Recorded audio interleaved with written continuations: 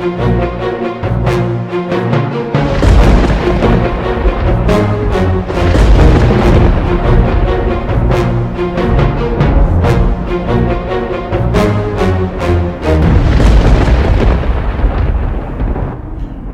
is up, everybody? Welcome to another episode of Nintendo Talk. I am Bobby, the Nintendo Guru, joined by one of the smartest, most intelligent podcasters that I know in all the land, Bill from Run Jump Stomp. What's up, Bill? You left out handsome, but that's okay. Well, what's going on, Bobby? What's shaking? Listen, I can't call you handsome because then Sean Capri gets very jealous and very mad. And I got to keep my co-host kind of happy, you know? Well, I sound handsome. There you go. I said that the other day on the, I didn't say that particular thing, but on the, I was a guest on Bill's show earlier this week. Well, last week, depending on when you're listening to this. And when I did my intro for it, I'm like, my God, these guys sound unbelievable. Like, it's just crazy how good you and Lloyd sounded. And I'm just like some schlub from New Jersey, just messing up words. I don't know about that. I often make the joke that I have a voice for radio and I have a face for radio as well. I'm definitely with the face part. I got you there. Real quick, Bill. Yeah. Give people a resume. Tell them where they can find you, what you do, all that good stuff. I am a Twitch streamer and variety podcaster, or variety streamer and podcaster, and I do Nintendo Switchcraft, which comes out 3 days a week. I do another podcast called Run Jump Stomp, although I'm thinking of taking because that's a non-Nintendo podcast. I'm thinking about taking that and just calling it Nintendo and putting it on Fridays on my show. Just to kind of consolidate everything. And then I also have a podcast about Google Stadia with my buddy Lloyd Hannison, and we talk about Google Stadia on Sundays. That's called Stadia Cast. But you can find everything over at runjumpstomp.com. I'm curious because you guys, that's the first time I had heard. Well, I had seen the logo for Stadia Cast pop up in my Twitter feed and all that. Is this something you're doing because you are excited about Stadia, or you were just like, hey, let's be the first to kind of get out there and talk about it and kind of educate people? Well, I kind of both. Stadia, like, I'm excited for Stadia because I've got a really good internet, and like the idea behind it makes a lot of sense to me. Not having to constantly upgrade my equipment all of the time, like that is very, very appealing. And I'm excited for it. And I also thought, you know what? I think that video game streaming is the future. It might not be the future right now. You know, I know that the Xbox Next is going to come out, Project Scarlet, and I know that the PS5 is going to come out. But after that, I don't know if we're going to get another console generation. I think everything's going to move to the cloud, especially as internet speeds get faster and faster. So I said, this is the future, and I figured I might as well hitch my wagon? Whatever to the wagon. And cart to the wagon, or cart to the horse. You go. Cart to the horse, Bill. We're going to hitch something to something. It doesn't matter. And I figured I want to talk about that stuff. That makes sense. You know what I mean? Like, I've always been under the philosophy, we're getting way off on a tangent, people, but that, just bear with us. I've always been under the philosophy that, like, the minute you allow technology to get out of grasp, you become old. Like, that is the key to staying young. If you can still, because I look at my dad, right? I always use my dad in this example. When I was a kid, my dad we had the television, he had a stereo system with like a head unit and all speakers and amps and all that stuff, and like everything was hooked up, and we had surround sound before there was such a thing called surround sound, and because he figured out a way to hook it up and had it hooked to our TV, and just really on top of things. And then about 4 years ago, he calls me up one day. He's like, hey man, can you go to Walmart with me to buy a TV? Because I don't know what I'm looking at. And I was like, I don't want to be that. Like, I love my dad to death, but I just don't want to be to the point where I don't know what I'm getting myself into when I go to the store to buy technology. And I feel like that's when, the minute you start to become dependent upon people for things like that, that's what scares me personally. So I've always been kind of like, I need to stay on top of things. So maybe I I should listen to my own words and jump in on this Stadia stuff now. We'll see. I'm curious what it holds, and I'm definitely looking to see, what's happening with things. So time will tell. Time will tell. We've got like 13 episodes so far. So and we've had some pretty good guests. People like Patrick Beja and Tom Merritt have been on. So make sure you check it out. Definitely, I'll go check it out myself anyway, just so I can kind of hear what you guys think on it and stuff. So, okay, Bill, let's kick this episode off like I do each and every episode with the geek outs. But we're gonna take your geek out. And so, what got you excited? Well, okay. So this happened this week. SMG Studios, they've made a few games that have been available on the Switch. They sent me this. And for those of you who are listening, it is a little cube that says "I'm with stupid," and I love it. And there were actually 4 of them. Okay. And I'm gonna give everybody a second to look at it and think, what the hell is that from? And okay, your time is up. Okay. Unless you paused it to think about it. Do you know what it's from? I have no clue. This is from Death Squared. Have you ever played Death Squared? I never played it, but I know exactly what you're talking about now. Yeah, Death Squared. Okay. Yeah, it's just a little plushie. Yeah. And that arrived in the mail the other day, and I thought, that's so damn cool. Yeah, so, that is cool. like, I've got them on the shelves behind me in various spots. They're the little cubes from Death Squared. And then this came today. A listener sent me a message on Twitter, and they were like, "Hey, Bill, I know that you like World of Warcraft. Do you want these?" And they sent me this picture, and I was like, "Oh yeah, that looks awesome." I thought that they were sending me like their game boxes. Okay. And I was like, "Okay, cool. That's awesome." But I had no idea how huge these things were. These are the collector's edition of the original World of Warcraft, which is, 14 years ago. And it comes with like an art book and a bunch of cool stuff in it. And it's just, Francisco, thank you so much for sending this to me. But they look like books. They look like giant books. Yeah, they look like giant books. And it's got like the art of World of Warcraft inside. And it's got like the original discs and stuff. It's fantastic. That's amazing. Yeah. I would be geeking really about that too. Yeah, who cares about the cubes, Bill? You had this amazing thing, and you're calling out cubes. Look at that cube, though. He's adorable, and he's with stupid. He's with stupid. As it's pointing at you. That's not. I know that. I always have to hold it on this side. Okay, so what we're doing, what we've been doing so far, if you've been listening and paying attention, is I've been bringing on different YouTubers and podcasters to talk about Breath of the Wild 2. And essentially getting other people's ideas of what 5 things they would like to see either brought over from the original or something new or fix something from the original. So we're with Bill now. And Bill, what is the first thing that you would like to see brought over in Breath of the Wild 2? Dungeons.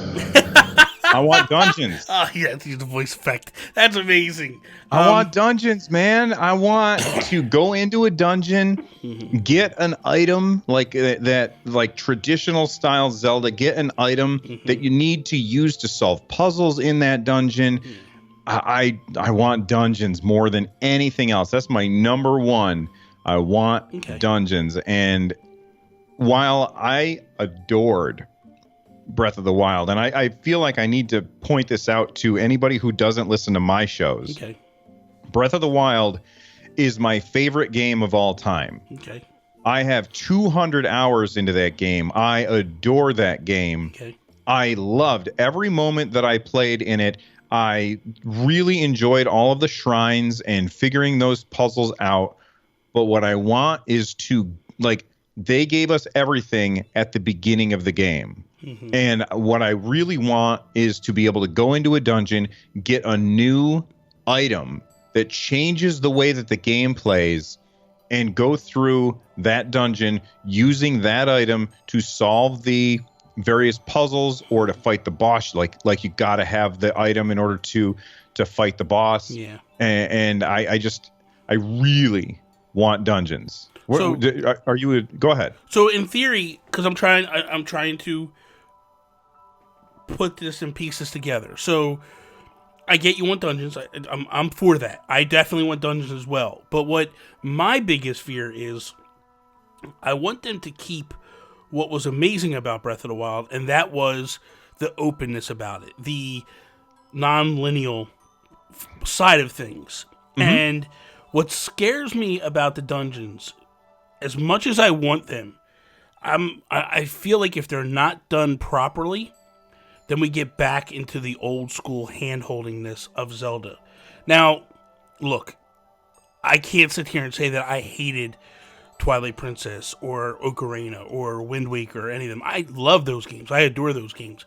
But I think it was such a refreshing thing for us to get, Breath of the Wild, that I kind of don't want to go back to what it was. Mm-hmm. I want to keep moving forward with it, if that makes sense. Yeah. So I want them to do dungeons, absolutely, but I don't. I'm with you and I'm not with you in one respects. I want the dungeons, but I don't want them to be like, hey, you have to have said weapon in order to get through this. Because I felt like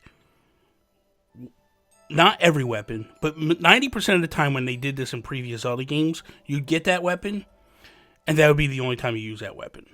You would basically get through that dungeon and then put it away and don't touch it again. If they can find a way to do that, but then incorporate that in future levels, I'm all for that. But like an example is, you go in, you have the bomb. Well, you have the bomb. You're going to use the bomb within that level, and then the final boss is going to use the bomb to do it.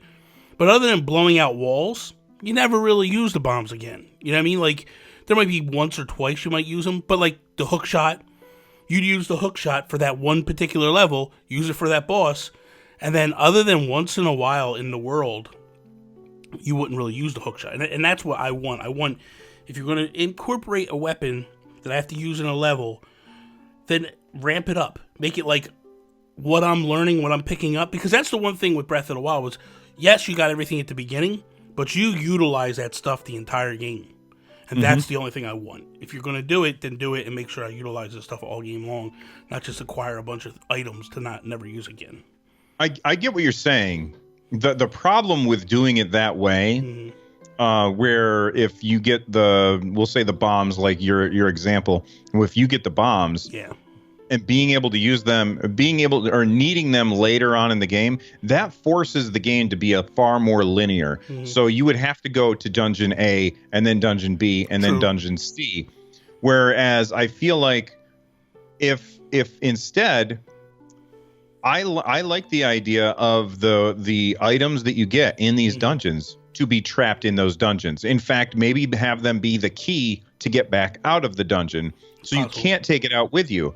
And yeah, that means that you're not going to bring up a big menu and sort through 15 different items that you've gotten throughout your quest. But going into that one dungeon and using the wind boomerang to solve the puzzles, and then leaving that, if you take the wind boomerang with you, it's either A, useless in the rest of the game, or B, forcing the game to be linear. So I disagree with what you're saying there. What you just said, I can get on board with. I like that. If we left the item behind, that was kind of like, maybe it locks you in, and maybe you need that particular item to get back out of the dungeon. Right, like you set it on a pedestal, or you pick it up on a pedestal, the door closes, you set it back on the pedestal, the door opens, and you can leave again. You can never. That I would be 110% behind. Now, my question for you now at this point is, let's say in the next game we get the dungeons, how do we access the dungeons? Are they just there? Do we still have shrines? Like, what does in your mind's eye, what do you see this game holding and not holding? Well, okay, so if you have the DLC, then you know that there was a point where when you unlocked, like you had to go and do the 3 shrines, and then it would unlock the big shrine, and it would come up out of the ground.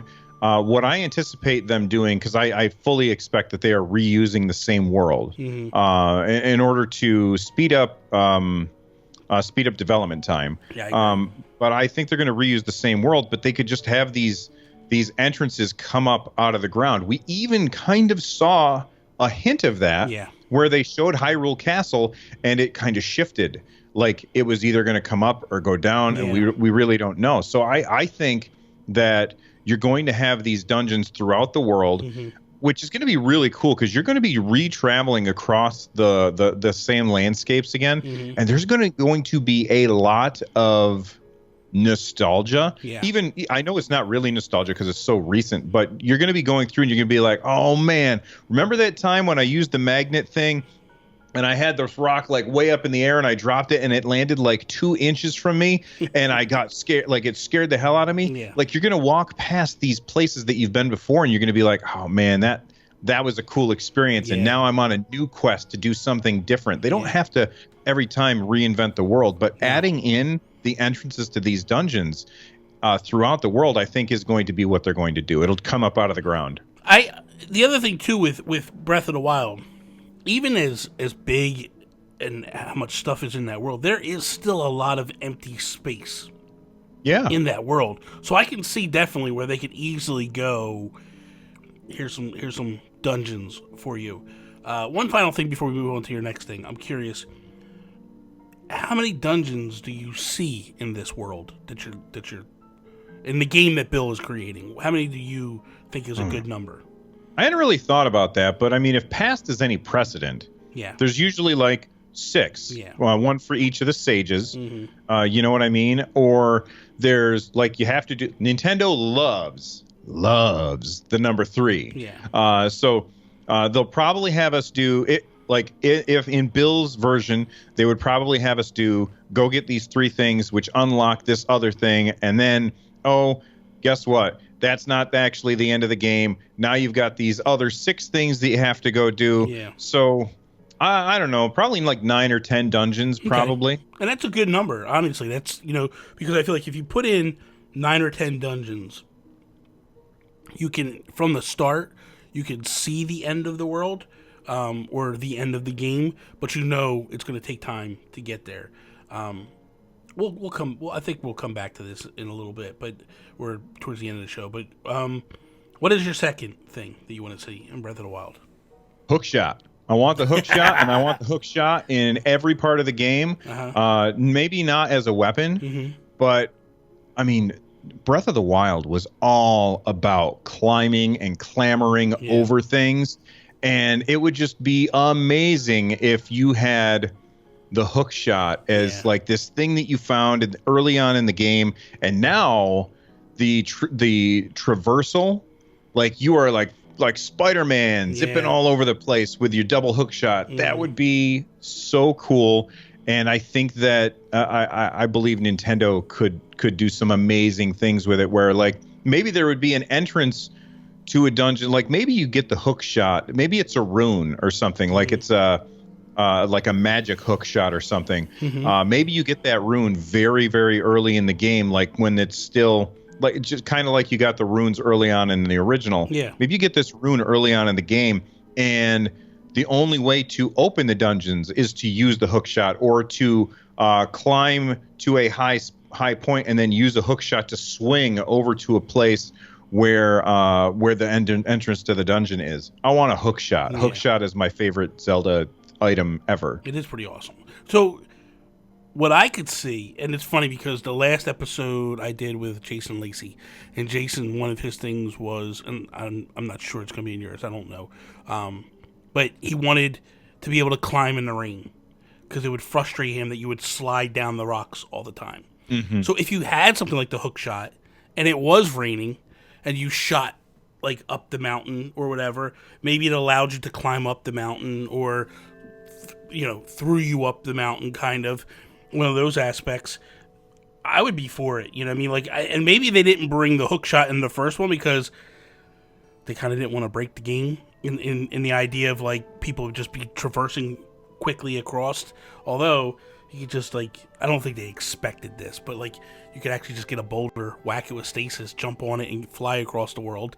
Right. But people didn't. I don't think Nintendo actually thought like this is something that people will do. They just didn't realize there's some crazy people that just start doing stupid stuff. But I like the idea of the Hookshot. It is one of my favorite items as well. I would use, when I play Zelda games, I would use the Hookshot over the boomerang in a second. It's a very like a Twitter poll. Yeah, you should. Do a Twitter poll and ask. All right, so this is at Nintendo Gurus. There's an S on the end for some reason. That drove me crazy. We'll get into it. We'll get into another show for another time. He's going to do a Twitter poll. Uh-huh. Hookshot or boomerang? I'm going to be the first to vote. Okay. We know what it's going to be. I would be for that. I definitely think that's a good item. I was curious why some items just didn't make their way into Breath of the Wild. And maybe because they felt like it could break the game of sorts. I don't know.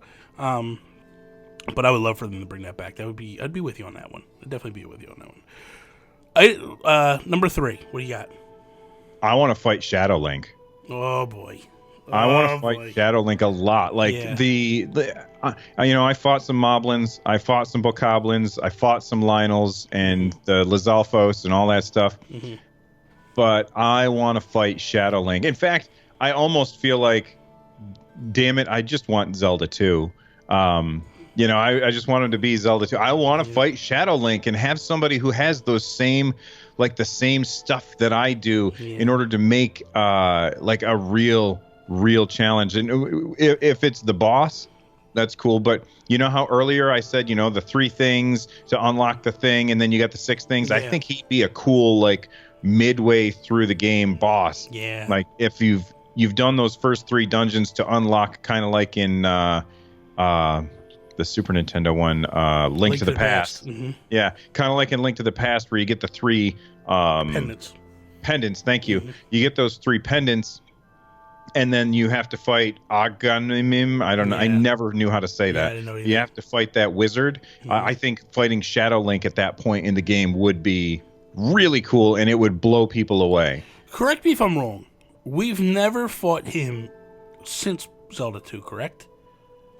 I mean, unless you count fighting Shadow Links from Street Pass on I know you're talking about Worlds. Yeah. I don't consider that to be really. That was cool, but I didn't consider that to be, because that's the thing. Like, I remember playing Zelda 2 the first time, and you didn't know who the boss was of the game, or the final boss of the game. You're going through, and that game was hard. Like, the boss battles were tough, and we weren't used to doing side-scrolling Zelda at the time, because we had played the first Zelda and it was all top-down. You beat Ganon. Ganon is dead in this game, and his henchmen are trying to bring him back by taking your blood and pouring it on his bones and resurrecting him. But when you get to that final Link, that final boss, and you realize it's like Shadow Link, all of a sudden that game just takes on this, like, I don't even know how to do this. I don't know how to beat this. I don't know how to do it. Like, he's mimicking your moves. He's doing a lot of stuff you're doing, and he's smart. And he's really, like, he's a tough boss. Seriously. I feel like, of course, the final boss should be the toughest of them all. But, like, you can't say that with Breath of the Wild. I don't feel like Calamity Ganon was the toughest. No, the toughest boss in there was the Golden Lionel. Yeah.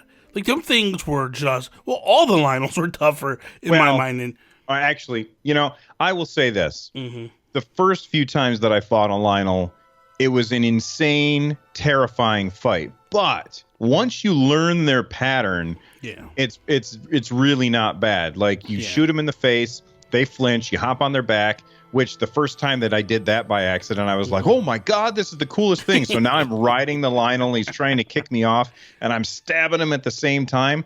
Yeah.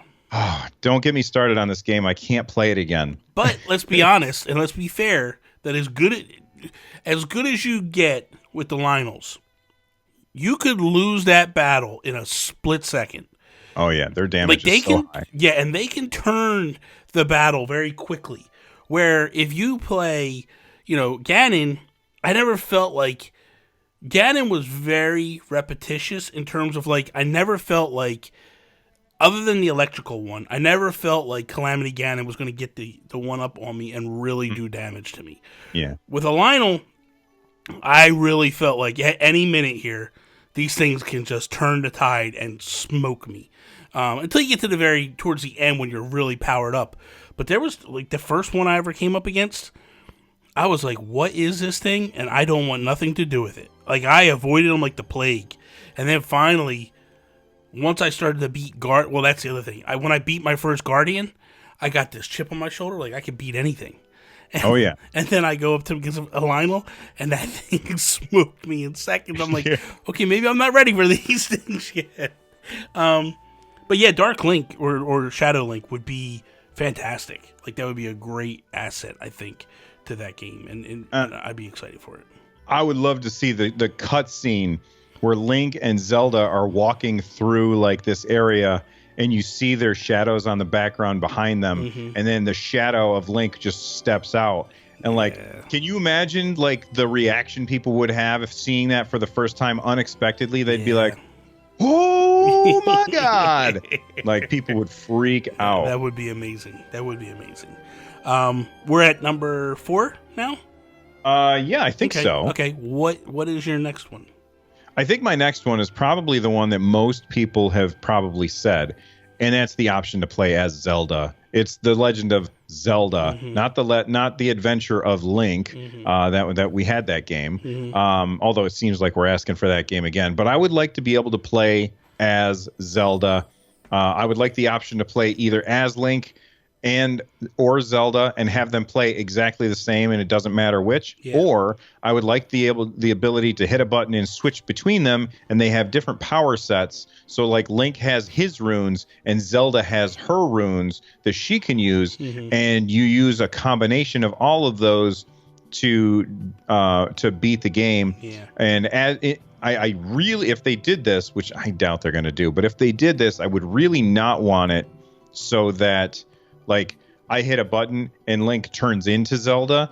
I want to have both of them on camera walking together, not necessarily multiplayer, but in the game walking together as you're playing, kind of like when I played BioShock Infinite, and I always had the girl with the thimble at the end of her finger always walking around with me, finding ammo and stuff. I just want to be able to switch between Link and Zelda to do those things. I think it would be rad. It's funny. You're right. Every single episode that I've done so far, everybody brings it up. But it's amazing all the different takes that people are offering for it. Some people want it like Last of Us, where it's kind of like a co-op thing where they're coming along. Some people want it where, no, I'm just Zelda, and that's it. I'm playing as Zelda. Some people want what you're basically saying is both characters on the screen at the same time and flip-flop between them. I like this. This is kind of a cool aspect to discuss because it's interesting to see what it is. Now, earlier on in these episodes, the one thing that I did say to, I believe, Donnie Reese when he was on, is I said, look, I'm okay with adding Zelda into the game to play as long as the story makes sense. I don't want them doing it just for, hey, this is the time we're in, and we're just going to throw it in there to appease a bunch of people. Like, the story to me, just make it make sense. Like, make it be impactful for what she's doing. Because as much as you say, like, we're playing as Link and all that stuff, like, my feeling after playing Breath of the Wild, the original, I'm on record saying this all across the board, she's the true hero of that game. Oh, without a doubt. She is, without her doing the things she does, without spoiling, that game is not what it is. She is the absolute power that drives that game and saves the world and does everything she does. So I'm excited to play a sequel, and I feel like we've come to a point where, yes, we probably will get to play as her.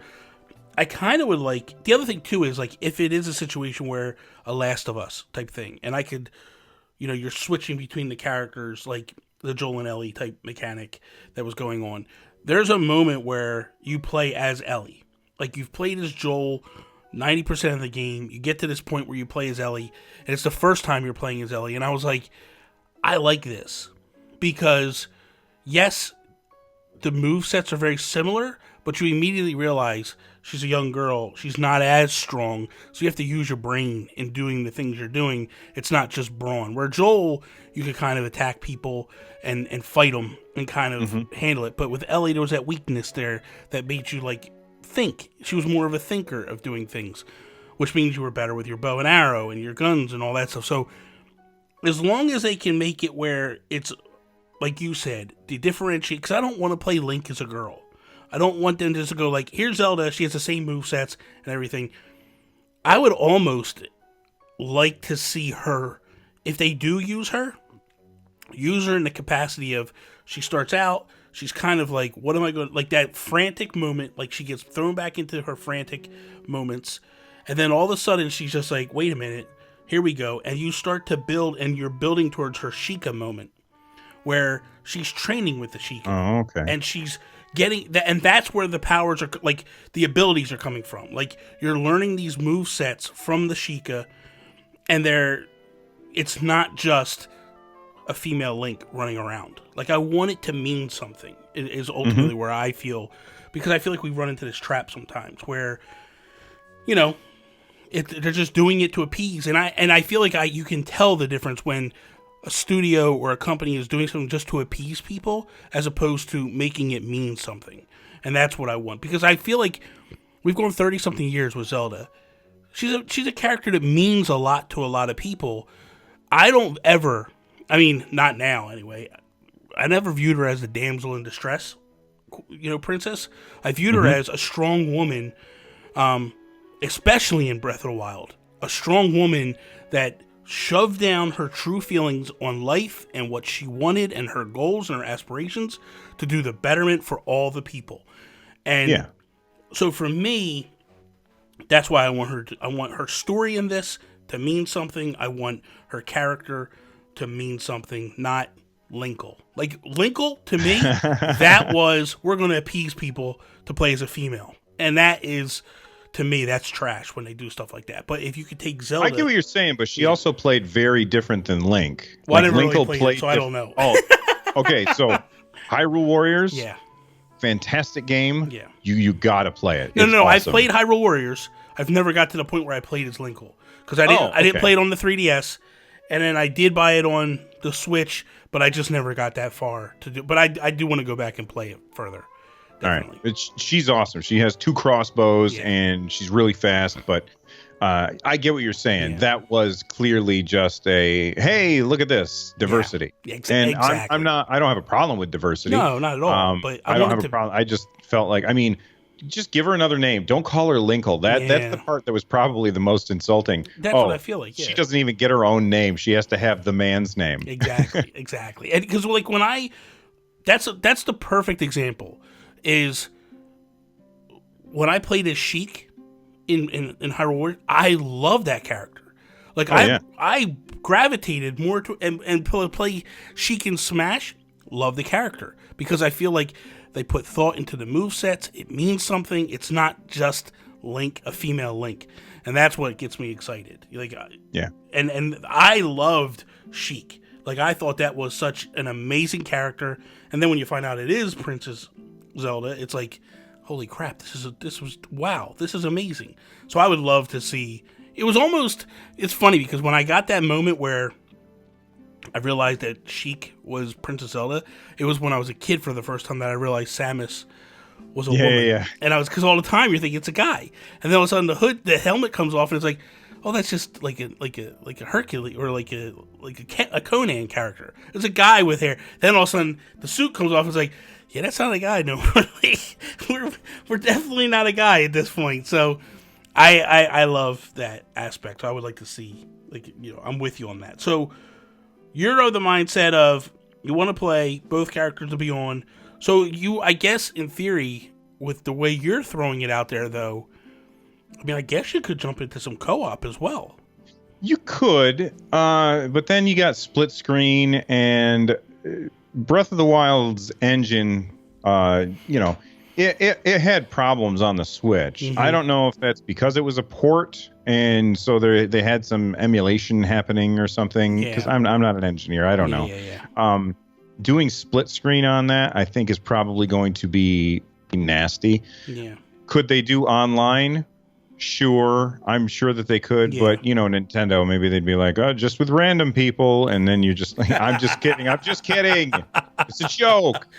It's a joke. Well, people right now are like, I'm going to kill you. Don't give them ideas. They're going to be like, I'm not listening to this Bill ever again. Like, Bobby, don't bring him back on the show again.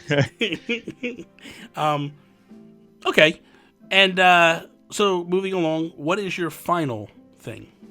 This is one where you're gonna everybody warm up your keyboards, get ready to type at me. Here we go. I'm at Run Jump Stomp on Twitter, so send all your angry hate mail to me. Don't yell at Bobby for having me on. I got my finger on the trigger. I can hang up any time, guys. Don't worry about it. I still want destructible weapons. Really? Yeah, because otherwise you get a favorite and you just use that all the time.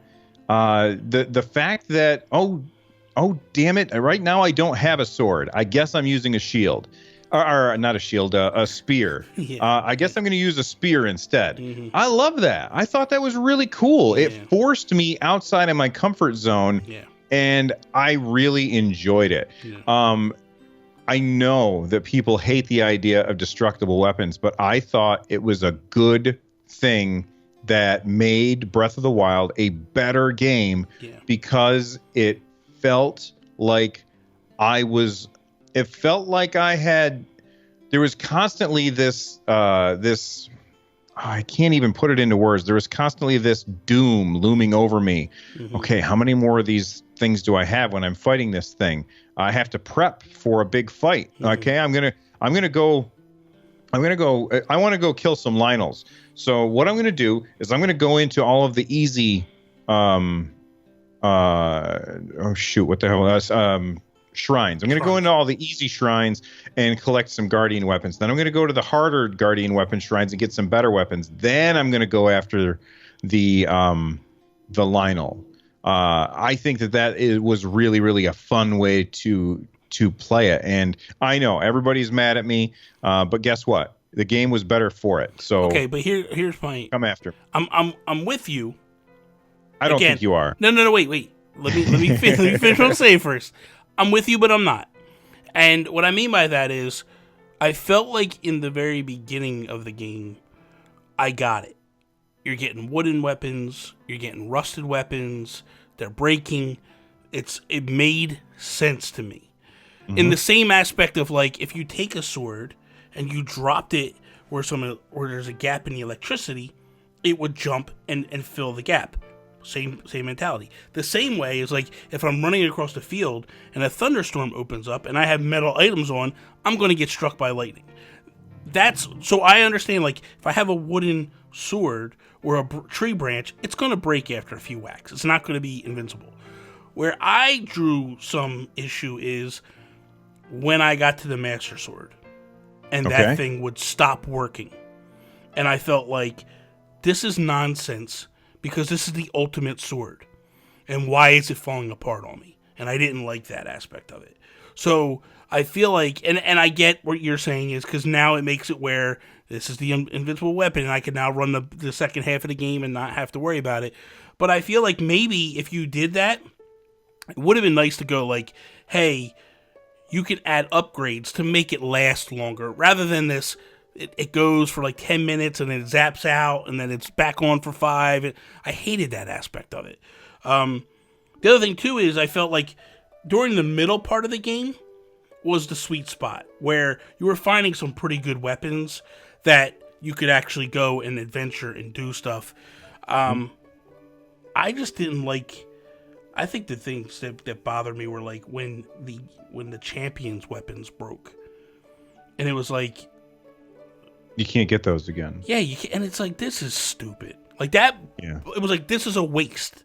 I mean, it'd be almost like you're saying, you want the Hookshot. It'd be like, okay, I got this Hookshot. I use it 5 times and it breaks, and now I can never get it again. It's like that was the dumbest point ever. Like I got this really cool bow. And then I use it because I like it because the way it looks, and now I can't use it anymore because the thing broke. And it's like, it's dumb. Oh, and in order to rebuild it, it's like crazy number of like rupees and weapon. Like you need pieces of. I'm like, this is do all that for what, another 10 turns? Like that's the part that really made me go, this is dumb. This is dumb. Yeah. Do you think the game would have been better off completely if there were no Master Sword, there were no champion weapons? It was just the weapons that are in the world. Those are the weapons you get, instead of having these things that everybody puts them up on a pedestal. Yeah. These are the things that are amazing. Yeah. These are the things that we want.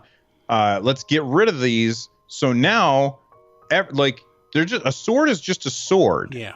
And it's less about the sword. Yeah. It's more about the person using it. What I think they should have done with the Master Sword is they should have said, this is the weapon you get, and the hearts that you needed to get it, you needed to be like full capacity.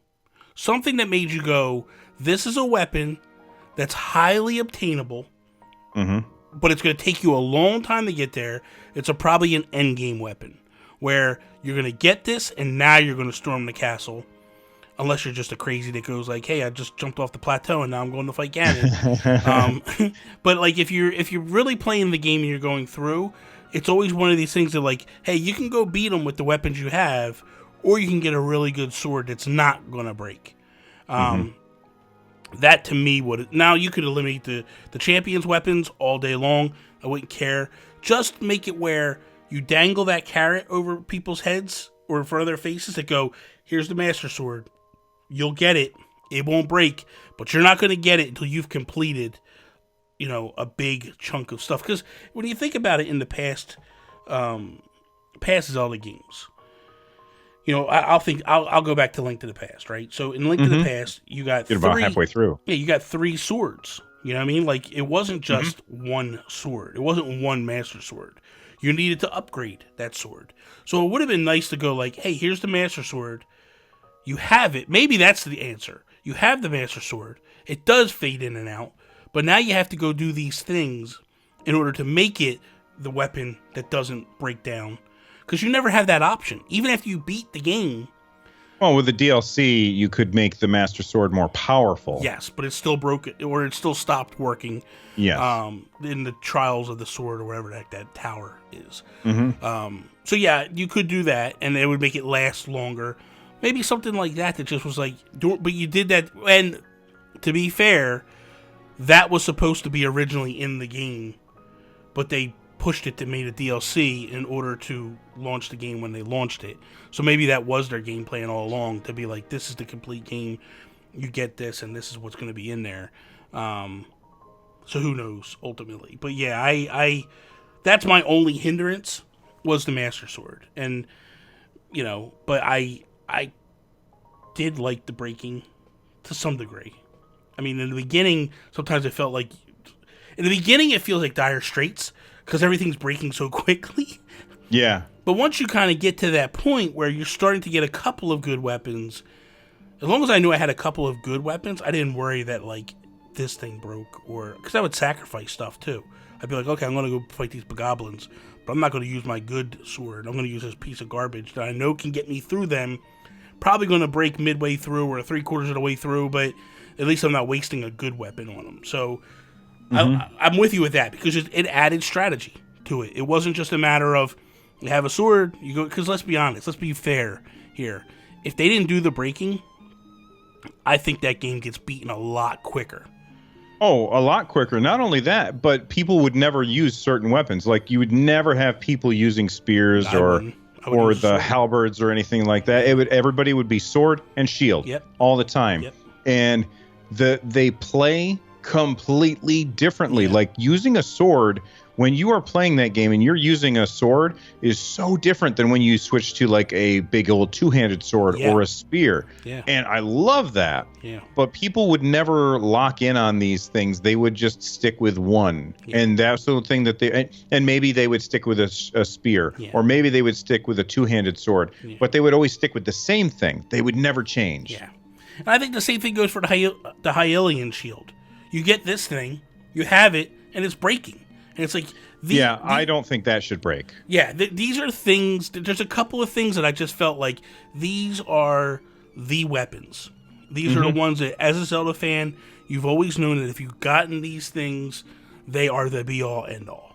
And I didn't agree with the fact that, and the only things that are the be-all, end-all are the Master Sword and the shield. That's it. The rest, I wouldn't have cared. Like, you expect, like I said, you expect a rusty sword to break eventually. You know what I mean? Or, you know, or just an old sword, like, that was in good condition. Because there was some swords that were in good condition, but just, you know, not a true sword. You expected those to break or to fail at some point. But it also would have been nice if they would have had, like, a blacksmith. That if you did have a weapon that you particularly liked, you could go get it repaired. Oh, yeah, that would be fantastic. And then you just go, because that's always the thing that's always been in Zelda as well, where you go to these blacksmiths and they can not fix and repair weapons because we didn't have this aspect this first time, but they would upgrade weapons for you. And it would have been nice to go to a blacksmith and be like, hey, I really like this particular sword that I just got over in the field. I don't want to lose this one. Let's fix it up. Let's get the dings. Maybe that was part of the answer too, is rather than breaking, like if you got a good sword, it took longer to break, and you got a warning that you could be like, this thing's going to break, or you could take it. I mean, we got our warnings as it was. Yeah. But it was a warning to say like, hey, this is going to break. There was no way to stop that break from happening. It was going to break, you know, no matter what. So that would have been kind of interesting. It would have been cool if like the you could get the blacksmith in like Terrytown or you know. So like you've got this you've got this town that you have to build throughout the game and introduce that much sooner. Yes. But you've got this town that you have to build, and you get people to go there while you're on your adventures, and you're like, hey, we need somebody to make bows at this town. So you find this guy, and he goes to your town, and then when you need to repair your bow or whatever, you go to Terrytown, and you're like, can you repair this, please? And he's like, sure, give me all these rupees or whatever, or go get these things, and then do the same thing with the blacksmith, and the same thing with, you know, other things. So you've got this city building or town building aspect to the game. Yeah. But it's not just go find people to live there. Yes.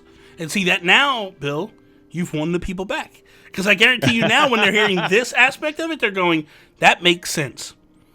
You know, and I guess that's the idea of this. You talk it through and you kind of work it through. But like, yeah, it makes sense to have this. Like, even if they did give us our champion weapons, if they were to be like, hey, you don't have to go up to the Ritu to fix the bow. We'll do it down here for you, and it won't be as crazy costing or anything like that. Like, just go get me some pieces of wood from this particular forest, so that way I can tighten up the bow and do stuff. It would have been interesting. It definitely would have changed the perspective. We got a little bit of time left here before we wrap up, and something I've been asking everybody, just because I'm curious, and I want to see what everybody's mindset is. When does this game launch for you? When do you think is a true tell, or where you really feel like in your heart, not what you want, because I know you want it tomorrow or now actually, but where are you thinking, like, timeline? When do you think this gets launched? I want it when it's ready. Well, of course, okay, that's what I want. I don't want this game to launch one day before it's ready. In fact, when they think it's ready, I want them to delay the game 3 more months and just make sure. Now you lost them again, Bill. You lost them all again. People are like, this guy. So what do I think is going to happen? And I know a lot of people are disagreeing with me here, but I think that what we're going to end up having is a lot of people, or I think, and everyone disagrees with me, is going to be holiday 2020. They've been working on this a long time, a lot longer than we think, and they don't have as much that they have to do if they're reusing the world. I think holiday 2020 is something that they can do, and I'm looking forward to next Christmas going back to Hyrule. I hope you're right, because I really would love to do that. But in my heart, I feel like it's probably, I think they're going to go back to March because it worked so well from the first time. And I think they're going to hit it with March of 2021. I just feel like that's the right time for this. Mm-hmm. I'm with you on the aspect of they've been working on it for a while. Because when you look at this and you go, what games have they announced like we can look at the process of announcing games and where they were. And, you know, when they announced Metroid Prime 4 and they said this game is now in production, and they had nothing, and they just did a static image, essentially, an animated GIF. And then we found out that that game fell apart, and now it's restarted and all that. This one, they actually had a full-blown trailer, which tells me they've been doing this for a little bit to have what they had ready to go. Now, it's funny because people don't know what the game's going to be, and I think that's what the next question is, and I want to go to you, is from the trailers, what's your vibe? What's your feeling of what this game is going to end up being? You mean, I guess I'm struggling to understand your question. Well, we saw the trailer that they showed us. Yeah. So from watching that trailer, what do you feel like this game, like what do you feel like this, do you get any feel for a storyline or like, what? Okay, so for story. Yeah, all right. Yeah. Well, we fought Calamity Ganon. Mm-hmm. We haven't fought Ganondorf. Okay. And I think that like skeleton man that wakes up halfway through, Mm-hmm. I think that is Ganondorf. Yeah. And I think probably just about everybody thinks that is probably Ganondorf. And I hope he never becomes Ganon. Yeah. I hope we're fighting Ganondorf. Mm-hmm. And that would be very, very cool. Yeah. If we're fighting Ganondorf and his henchman Shadow Link. That would just be all kinds of rad. It would be pretty awesome. It would be pretty awesome. What is your? We kind of talked about it a little bit on your show, but I want to kind of go back a little bit. But yeah, you watch this trailer start to unfold. Mm-hmm. When does it hit you that like this is Zelda? I felt like there was this weird sounding talking but not talking sound. It was almost like somebody was talking and then they played it back in reverse for us. And that reminded me very much of Twilight Princess and Midna. And I was like, this is Zelda. I think this is a Zelda game. Oh my God, it's a Zelda game. It's Zelda! This is true. That's the same for me. It was, and I said it on your show too, that like when I heard the sound, I started thinking Twilight Princess. Then I could make out the dragon, and I'm like, oh my God, this is Zelda. And then you see Zelda, and I was just like, but at that point, I thought it was DLC. I never thought we were getting a sequel. See, the whole idea, well, first off, it started out as DLC. Yes. Mr. Aonuma was talking to Jason Schreier, who is the news director over at Kotaku. Yeah. And he said, look, we just had too many good DLC ideas. And a lot of them were things that would break the game if we tried to implement them. Yeah. So we figured, let's just put them in a new game and continue the story forward. Yeah. And, you know, that kind of stuff is very exciting to hear. And that's also why I think that the game is going to take place in the same world that we've already been in. Yeah. And by the way, one more thing about that trailer, you know how Zelda has her hair cut short? Mm-hmm. I think that the reason, I mean, they obviously are going to, if they show us that moment, it's going to be very early on. And I think the reason why her hair is cut short is so you don't have the problem of her hair clipping through the stuff that she wears. Like if you've ever played an online or like a MMO or something, mm-hmm. It's always better to have short hair in an MMO because you get like these big shoulder pads and capes and things on, and then your hair is showing through it, and you're like, oh, that's so irritating and immersion breaking.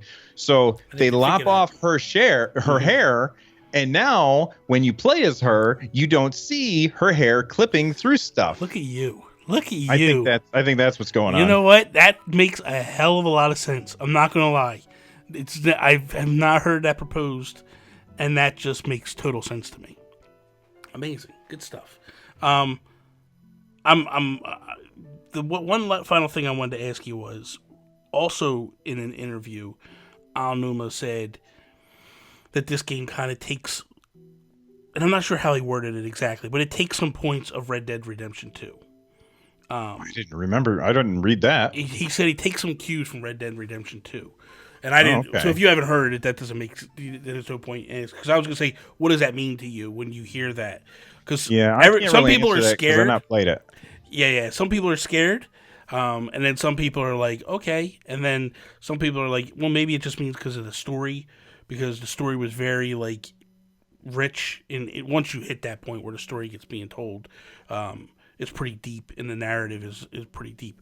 Well, I really hope so, because as much as I love Breath of the Wild, and I think everybody listening knows that I do, there was no story in Breath of the Wild. Yeah. There were like 10 or so flashbacks, but it's not true that there's no story in Breath of the Wild, because the story is but the story is different for everybody. Yes. My story in Breath of the Wild was, oh man, I got up and then I found this thing, and then I had I ate like 5,000 pounds of hot peppers so that I would be warm enough to go to the top of this mountain. And then, I fought a bunch of Lizalfos, and right as I killed the last one, a blood moon happened, and then they all respawned, and I had to fight them all again, and it was insane. Like everybody has their own story, and they had the little flashbacks that really didn't really amount to much for me. I couldn't care less about that story.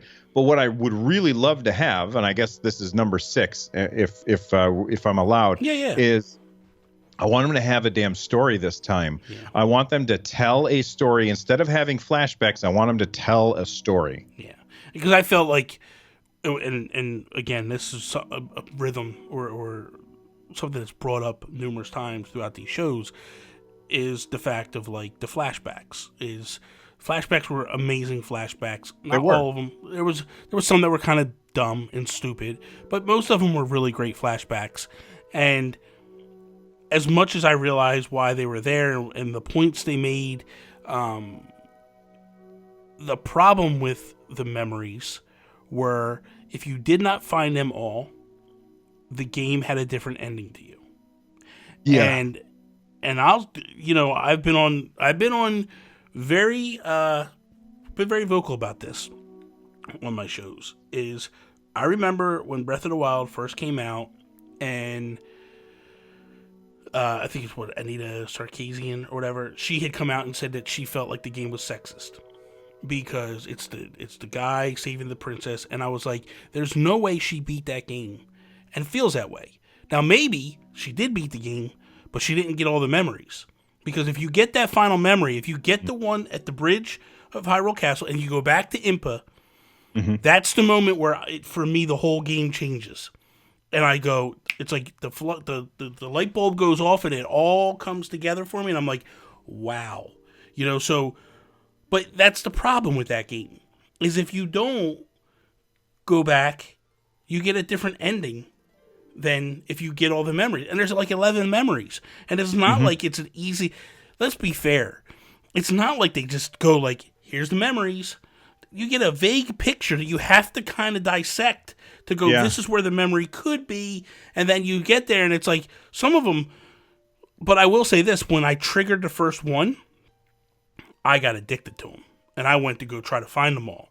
But at the same time, like if you're just experiencing the world and you go through, I could see where people can say, hey man, this game is very, sexist or whatever. It's not, but at the same time, like I know it's not, because I beat the game the proper way because I was able to get it. So what I want Nintendo to do is go, this is a story. Here is the story. Maybe I walk into a castle and that triggers. So every single person that walks into that castle to go fight that boss, it triggers. Not just, hey, you walked across the grass field on the right side of the map and it triggered something. Right, because and Link's like, oh. Yeah. Exactly. So that is all we have for today. Bill, thank you so much for doing this, man. Thanks for having me on, man. This was fun. Real quickly, before we wrap up again, just let people know again real quickly where they can find you and all that good stuff. RunJumpStomp.com. And I just noticed your shirt. That shirt is awesome. The Cobra Kai shirt. That is rad, dude. But anyway, RunJumpStomp.com is where you can find all of my stuff. Okay. I have a feeling I'm going to ask you some questions before we log off, before we hang up this call. That's fine. So, yeah. So that is all. Follow me, Instagram, Twitter, @NintendoGurus. Peace out, Preston.